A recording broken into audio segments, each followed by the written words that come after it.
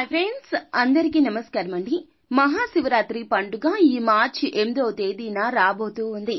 భారతీయ హిందూ సంప్రదాయ పండుగలు అన్నీ కూడా తిథులతో నక్షత్రాలతో ముడిపడి ఉంటాయి. కొన్ని పండుగలకు తిథులు, మరికొన్ని పండుగలకు నక్షత్రాలు ప్రధానమవుతాయి. ఈ పద్ధతిలో మాఘమాసంలో కృష్ణపక్ష చతుర్దశి అర్ధరాత్రి వ్యాప్తి చెంది ఉన్న రోజును మహాశివరాత్రిగా పరిగణిస్తారు. హిందువుల పండుగల్లో సంక్రాంతి పండుగ తర్వాత వచ్చే పెద్ద పండుగ, ముఖ్యమైన పండుగ మహాశివరాత్రి. అన్ని పండుగలు పగటి పూట జరుపుకుంటే ఈ పండుగ మాత్రం రాత్రి పూట జరుపుకుంటాము. మహాశివరాత్రి రోజున అర్ధరాత్రి 12 గంటలకు జ్యోతి స్వరూపుడైన శివుడు లింగ రూపంలో దర్శనమిచ్చే పరమ పవిత్రమైన పర్వదిన కాలము. ఈ రోజున పగలంతా ఉపవాసం ఉండి మనసును దైవ చింతన గావిస్తూ రాత్రి సమయంలో శివుని అనుగ్రహం కోసం జాగరణతో మేలుకొని భక్తి శ్రద్ధలతో అభిషేకాలు, పూజలు, భజనలు చేస్తారు. ఇంతటి పరమ పవిత్రమైన ఈ మహాశివరాత్రి పండుగ పర్వదినాన ఇంట్లోని ఆడవారు ఈ రంగు చీర కట్టుకుంటే గనక సకల దరిద్రాలు తొలగిపోతాయట. పరమశివుని అనుగ్రహం నేరుగా దక్కుతుందట. ఇంట్లో ఉన్న ఇబ్బందులు అన్నీ కూడా పరిసమాప్తమైపోతాయని, ఆనందకర జీవితం మొదలవుతుందని జ్యోతిష పండితులు చెప్తున్నారు. మరి ఏ రంగు దుస్తులను ఈ మహాశివరాత్రి పండుగ పర్వదినాన ఇంట్లోని ఆడవారు ధరించాలో ఇప్పుడు మనం ఈ వీడియోలో తెలుసుకుందాము. అంతకంటే ముందు ఫ్రెండ్స్, వీడియోని పూర్తిగా చూసేయండి. అప్పుడే మేం ఏం చెప్పబోతున్నామో మీకు పూర్తిగా అర్థమవుతుంది. వీడియో గనక మీకు నచ్చినట్లయితే గనక లైక్ చేయండి. మీ లైక్ మాకెంతో సపోర్ట్ అండ్ ఎంకరేజ్మెంట్ గా ఉంటుంది. ఇక మనం వీడియోలోకి వెళ్లే ముందు మహాశివరాత్రి పండుగకు సంబంధించిన ఈ వ్రత కథను తెలుసుకుని వీడియోలోకి వెళ్దాము. ఒకనాడు కైలాస పర్వత శిఖరముపై పార్వతీ పరమేశ్వరులు సుఖాసీనులై ఉండగా పార్వతీ శివునితో అన్ని వ్రతముల్లోనూ ఉత్తమ మగు వ్రతమును, భక్తి ముక్తి ప్రదాయమైనటువంటి దానిని తెలపమని కోరుతుంది. అప్పుడు శివుడు శివరాత్రి వ్రతమును, దాని విశేషాలు తెలియజేస్తాడు.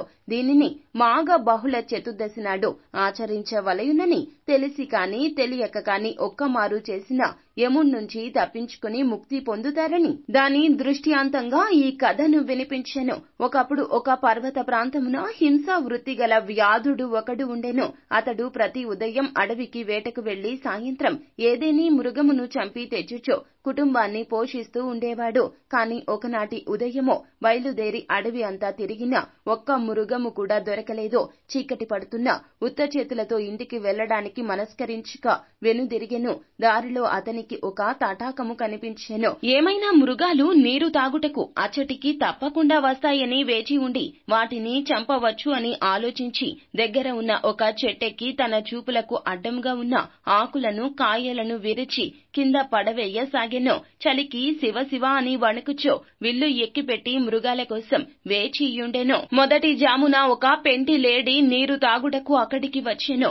వ్యాధుడు దానిపై బాణము విడువబోగా లేడి భయపడక, వ్యాధుడా, నన్ను చంపకుము అని మనుష్య వాక్కులతో ప్రార్థించెను. వ్యాధుడు ఆశ్చర్యపడి మనుషుల వలె మాట్లాడు నీ సంగతి తెలుపమని కోరెను.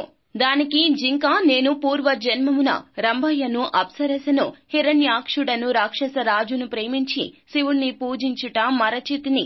దానికి రుద్రుడు కోపించి, కామాతురయైన నీవు నీ ప్రియుడును జింకలుగా 12 ఏళ్లు గడిపి ఒక వ్యాధుడు బాణముతో చంపనుండగా శాప విముక్తులౌదురని సెలవిచ్చెను. నేను గర్భిణిని, అవధ్యను కనుక నన్ను వదులుమో. మరొక పెంటి జింక ఇచ్చటికి వచ్చెను.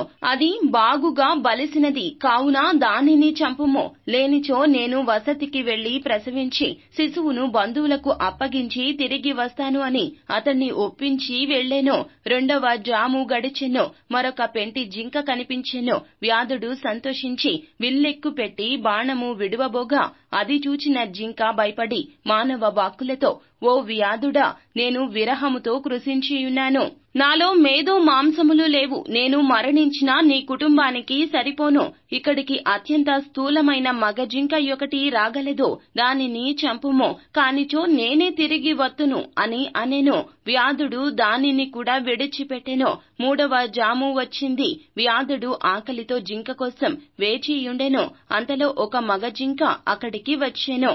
వింటితో బాణము విడువబోగా ఆ మృగము వ్యాధుణ్ణి చూసి మొదటి 2 పెంటి జింకలు తన ప్రియురాలులని తానే చంపెనా అని ప్రశ్నించెను. అందుకు వ్యాధుడు ఆశ్చర్యపడి 2 పెంటి జింకలు మరల వచ్చుటకు ప్రతిజ్ఞ చేసి వెళ్ళినవని నిన్ను నాకు ఆహారముగా పంపుతాయని చెప్పాయని అన్నాడు. ఆ మాట విని నేను ఉదయాన్నే మీ ఇంటికి వచ్చేదెను. నా భార్య ఋతుమతి, ఆమెతో గడిపి బంధుమిత్రుల అనుజ్ఞ పొంది మరల వత్తును అని ప్రమాణములు చేసి వెళ్ళెను. ఇట్లు 4 జాములు గడిచి సూర్యోదయ సమయంలో వ్యాధుడు జింకల కోసం ఎదురు చూస్తూ ఉన్నాడు.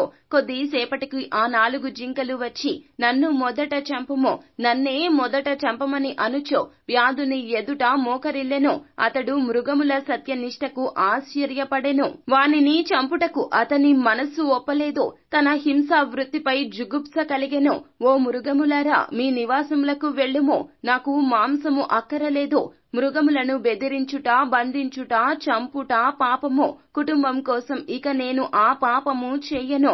ధర్మములకు దయ మూలము, దమము సత్యఫలము. దమయు సత్యఫలము. నీవు నాకు గురువు, ఉపదేష్టవు. కుటుంబ సమేతంగా నీవు వెళ్ళుము.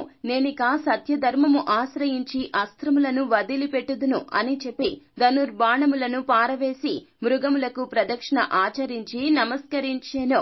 ధనుర్బాణములను పారవేసి మృగములకు ప్రదక్షిణ ఆచరించి నమస్కరించెను. అంతలో ఆకాశమున దేవదుందుబులు మ్రోగెను, పుష్ప వృష్టి కురిసెను. దేవదూతలు మనోహరమగు విమానమును తెచ్చి ఇట్లా అనిరి, ఓ మహానుభావ, శివరాత్రి ప్రభావమున నీ పాతకము క్షీణించినది. ఉపవాసము జాగారమును జరిపితివి. తెలియకయే యామయామమును పూజించితివి. నీవెక్కినది బిల్వ వృక్షము. దాని క్రింద స్వయంభు లింగమొకటి గుబురులో మరుగుపడి ఉన్నది. నీవు తెలియకయే బిల్వ పత్రములు త్రుంచివేసి శివలింగాన్ని పూజించితివి. సశరీరముగా స్వర్గమునకు వెళ్ళుము. మృగరాజా, నీవు సకుటుంబముగా నక్షత్ర పదము పొందుము. ఈ కథ వినిపించిన పిదప పరమేశ్వరుడు పార్వతీదేవితో ఇట్లా అనెను, దేవి, ఆ మృగ కుటుంబమే ఆకాశమున కనిపించు. మృగశిర నక్షత్రము. 3 నక్షత్రములలో ముందున్న 2 జింక పిల్లలు, వెనుకనున్న 3వది మృగి. ఈ మూడింటిని మృగశీర్షమందురు. దాని వెనుక ఉండు నక్షత్రముల్లో ఉజ్వలమైనది లుబ్ధక నక్షత్రము అని చెప్పాను. ఈ మహాశివరాత్రి పండుగ పర్వదినాన ఈ కథను విన్నా, చదివినా, చెప్పినా సకల శుభాలు కలుగుతాయి. ఇక మనం ఏమాత్రం ఆలస్యం చేయకుండా వీడియోలోకి వచ్చేద్దాము. మహాశివరాత్రి పండుగ పరమ పవిత్రమైనటువంటి పండుగ. ఈ రోజున మనం చేసే ఏ చిన్న పని అయినా కూడాను మంచి పని అయితే గనక మనకి ఫలితాలు మెండుగా కలుగుతాయి. పరమశివుడు ఇట్టే మనల్ని ఈ రోజున అనుగ్రహించేస్తాడు. అయితే ఇంటి ఇల్లాలు ఈ రోజున శుచిగా స్నానం చేసి సూర్యోదయానికి పూర్వమే లేచి స్నానం చేసి ఈ రంగు దుస్తులు ధరిస్తే గనక ఖచ్చితంగా ఇబ్బందులు అన్నీ తొలగిపోతాయట. ఆ దేవదేవుడు ఖచ్చితంగా మనల్ని అనుగ్రహిస్తాడని శాస్త్రం, పురాణం చెప్తుంది. ఈ రోజున ఇంటి ఇల్లాలే కాదండి, ఇంట్లోని అందరూ కూడా ఈ రంగు దుస్తులు ధరిస్తే గనక ఖచ్చితంగా పట్టిందల్లా బంగారం అవుతుంది. అపర కుబేర యోగం ప్రాప్తిస్తుంది. ఈ రోజున ఎల్లో, గ్రీన్, పింక్ ఈ రంగులో ఉండేటటువంటి చీరను ధరించాలి. ఒకవేళ ఆ రంగు లేకపోయినా కూడాను కలయిక కలిగినటువంటి రంగుల దుస్తులు అయినా కూడాను ధరించవచ్చు.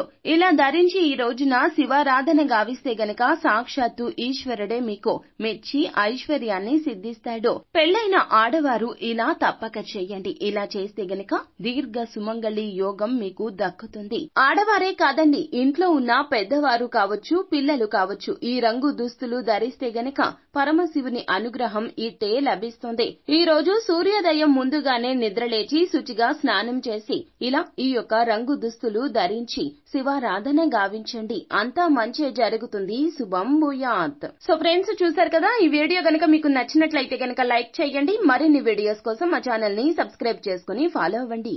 Thank you.